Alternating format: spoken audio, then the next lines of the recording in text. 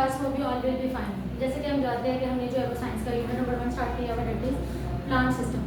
Plant system के अंदर previous lecture के अंदर हमने देखा कि प्लांट सिस्टम को हम लोग दो हिस्सों में कैटेगराइज करते हैं, that is root system and shoot system. Root system के अंदर हमने कंप्लीट मतलब दो कैटेगरीज देखी थी, that is fibrous system and tap system. फिर करके प्रीवियस लेक्चर के अंदर हमने देखा कि शूट सिस्टम के अंदर स्टेम्स को देखा है, लीव्स को देखा, फिर लीव्स के अंदर हमने फोटोसिंथेसिस की प्रोसेस को देखा। तो फोटोसिंथेसिस किस तरह जो है वो प्लांट की फूड प्रिपेयर करने के अंदर किस तरह हेल्प आउट जो है वो कर रही है। Today we learn about the topic respiration. Respiration एक ऐसा टॉपिक है जैसे हम कल के प्रीवियस लेक्चर के अंदर देखा फोटोसिंथेसिस। फोटोसिंथेसिस एक ऐसा टॉपिक था जिसमें हम देखा कि पौधों को अपनी खुराक क्योंकि फूड प्रिपेयर करने को क्या फोटोट्रॉपिक होते हैं, तो वो जो पौधों को फूड प्रिपेयर करने जैसे हमें पता है जो डे लाइट के अंदर जो है वो पौधे जो प्रोसेसिंग करते हैं डेट इज फोटोसिंथेसिस।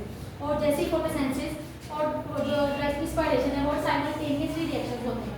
फोटोसिंथेसिस जैसे एक एंड होता है उसके बाद रिस्पायरेशन के हम लोग जब प्रोसेसिंग स्टार्ट करते हैं और थ्रू आउट द डे जो है वो रिस्पायरेशन को हम लोग जो है वो देखते हैं।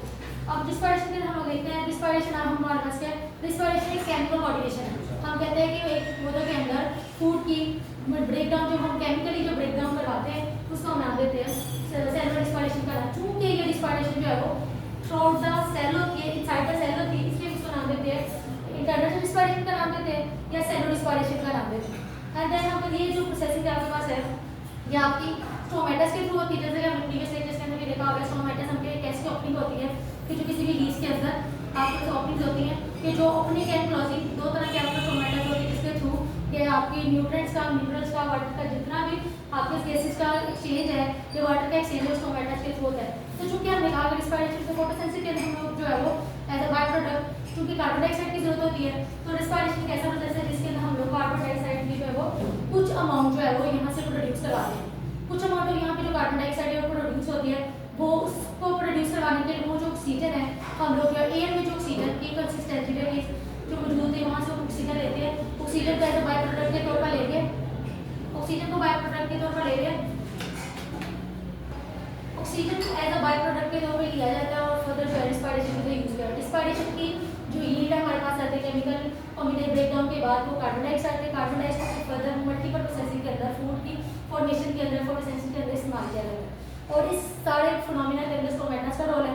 स्टोमेटस के थ्रू आपका थ्रू आउट द प्लांट्स के जितने भी पार्ट्स उसके थ्रू जितने भी आपके पास जो न्यूट्रिएंट्स है सॉल्ट है वो सारी आपका जो देख है आपके पास इसकी जो स्टोमेटस की जरूरत है। और चूंकि ये गैसेस एक्सचेंज आपके पास फिनोमेना है तो गैसेस एक्सचेंज आपके पास डे टाइम के अंदर भी होती है। रिस्पायरेशन जो आपके पास डे टाइम के अंदर भी होती है और नाइट टाइम के अंदर थ्रू आउट द डे आपके पास होती है। जैसे मैंने आपको बताया फोटोसिंथेसिस के फिनोमेना को हमने डिस्कस किया प्रीवियस लेक्चर्स के अंदर, आज के लेक्चर के अंदर हमने रिस्पायरेशन को डिस्कस किया। फोटोसिंथेसिस और रिस्पायरेशन साइमल्टेनियसली किसी भी जो है वो पौधे की जो है लाइफ साइकिल के अंदर जो है वो रोल प्ले करते हैं। थ्रू आउट द डे ये साइमल्टेनियसली रिएक्शन जो है वो होते हैं। हम लोग फोटोसिंथेसिस के अंदर देखते हैं फोटोसिंथेसिस का रिएक्शन करवाने के लिए हमें सबसे फर्स्ट जो सनलाइट की जरूरत होती है। सनलाइट जो जैसे ही लीव्स के ऊपर पड़ती है थ्रू जो लीव्स के अंदर क्लोरोफिल होता है, क्लोरोफिल एब्जॉर्ब करते हैं एज अ और आपके उसकी बाय प्रोडक्ट के तौर पर हमें यहाँ से बनेगी oxygen. Oxygen as a by product के तौर पर इस्तेमाल करेंगे रिस्पायरेशन के अंदर। रिस्पायरेशन की कि जब इसको इस्तेमाल किया जाएगा या हम लोग जो रिस्पायरेशन ये आपकी डे टाइम के अंदर भी करवा सकते हैं और नाइट टाइम के अंदर भी हम लोग इसको करवा सकते हैं। रिस्पायरेशन की जो नेक्स्ट आपकी बाय प्रोडक्ट इसकी बनेगी वो आपका कार्बन डाइऑक्साइड बनेगी। कार्बन डाइऑक्साइड वो यहाँ पे जो कार्बन डाइऑक्साइड बनेगी उसको जो है वो एज अ बाय प्रोडक्ट के तौर पर फोटोसिंथेसिस इस्तेमाल किया जाएगा और यहाँ से जो ऑक्सीजन बनेगी उसको एज अ रिस्पायरेशन के अंदर स्टार्ट किया। जैसे प्रीवियस लेक्चर्स के अंदर हमने देखा हमने फोटोसिंथेसिस और through out the plant system को जो है समराइज की है।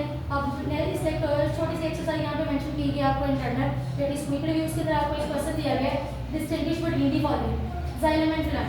जाइलम एंड फ्लोएम के हमने प्रीवियस लेक्चर्स के अंदर हमने देखा कि जाइलम एंड फ्लोएम आपके पास एक नैरो ट्यूब्स होती है पौधे के अंदर जो क्या करती है न्यूट्रिएंट एंड वाटर की अब्जॉर्प्शन का जो है वो काम करती है। तो वो प्रीवियस लेक्चर के अंदर मैंने इसकी आपको मार्क करवाया था, उनकी डेफिनेशन आपको जो है वो पे मिल जाएगी, पेज नंबर 3 पे मिल जाएगी, उसको मैंने मेंशन आपको कर दिया और वो आपको इनबॉक्स हो जाएगा। Next that is photosynthesis and respiration. Photosynthesis and respiration को आज हमने डिटेल के अंदर देखा है, ठीक है। इनकी डिफाइंस को भी मैंने बताया फोटोसिंथेसिस एक ऐसा प्रोसेस है जो पौधों को फूड प्रिपेयर करने के लिए जरूरत होती है क्योंकि पौधे जो है वो फोटोट्रॉपिक होते हैं, उनको अपनी खुराक प्रिपेयर करनी होती है। तो by the process of photosynthesis वो अपनी खुराक को जो है प्रिपेयर करते हैं। फोटोसिंथेसिस की डेफिनेशन और रिस्पायरेशन की डेफिनेशन हमें पेज नंबर 5 और 6 पर हमने डिटेल के अंदर देखी है, वो भी आपकी जो है वो आपको